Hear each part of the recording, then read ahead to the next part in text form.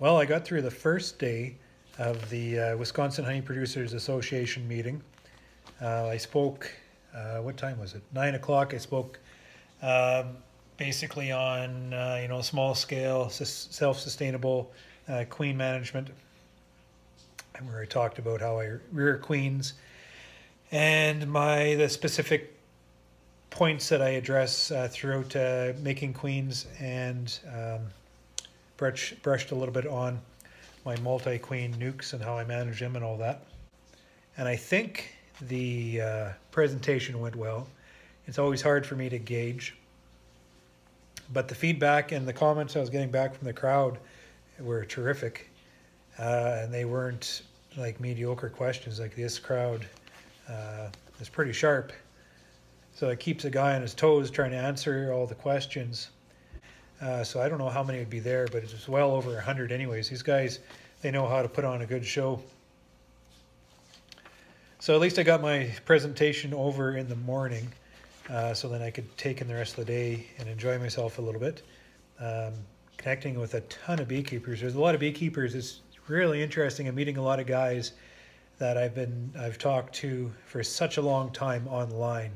So finally putting a face to that name, so to speak. And it just is really interesting meeting the people, and it's almost like we can carry on conversation where we left off. So it was interesting. They had a panel of Wisconsin honey producers. I wouldn't call them honey producers. They do produce honey, but it sounds like most of their operations are geared around pollination. And boy, those guys made me feel small. They're just tremendous operations. Holy man. And I thought it was very interesting. One of their main points of importance is networking with other beekeepers. And I think they are right on point, and goes to the very core of why these conventions are put on, is just that very spirit of connecting, interacting and sharing ideas. That's what I'm all about.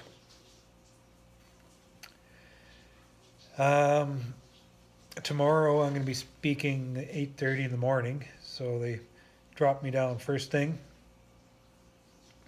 So we'll see who shows up that early for me. And then the banquet later on that night, and then I'm sending off or taking an early flight out so I can get back on Sunday and keep moving these bees. And by the sounds of it, it's getting cold, and possibly a lot of snow coming on Tuesday. So I got half the apiary in now, so I just got to make sure I get the other half in before it snows, so I don't fall into that trap of moving hives and snow.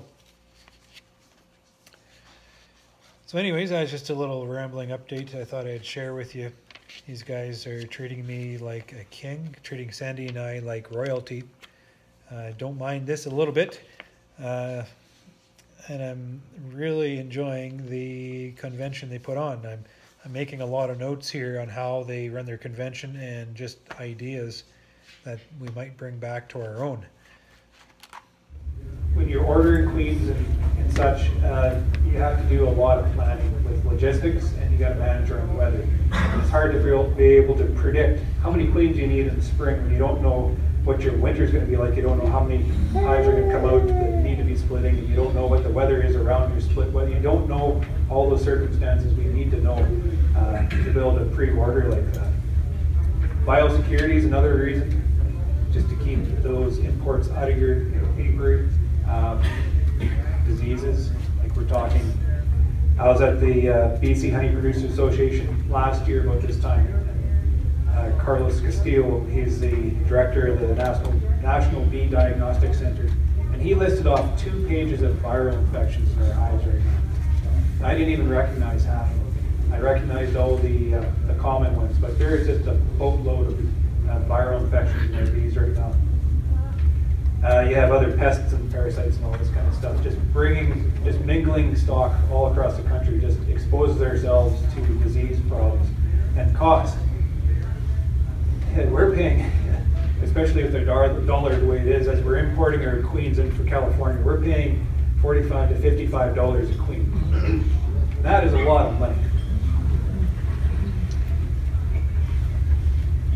And then you take about 50% of those off that fail because of the complaint of quality. It just increases the cost per queen so much. And then you buy that queen for $55 and she's laying a pattern like that, which is beautiful, and they put a supersedure cell in that frame. I mean, I'm not sure what memo she got there.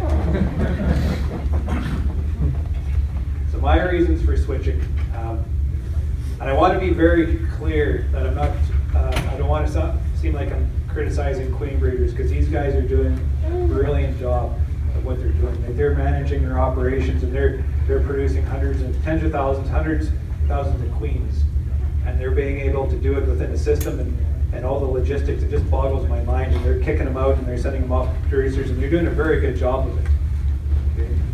So I want to be very clear that I'm not criticizing the job they're doing, the quality they're kicking out. It's just there seems to be there must be a disconnect from their queen bank to my hives up in Canada. There's got to be something going on there where what they are producing isn't translating into quality in my hives. So I just seem to be having a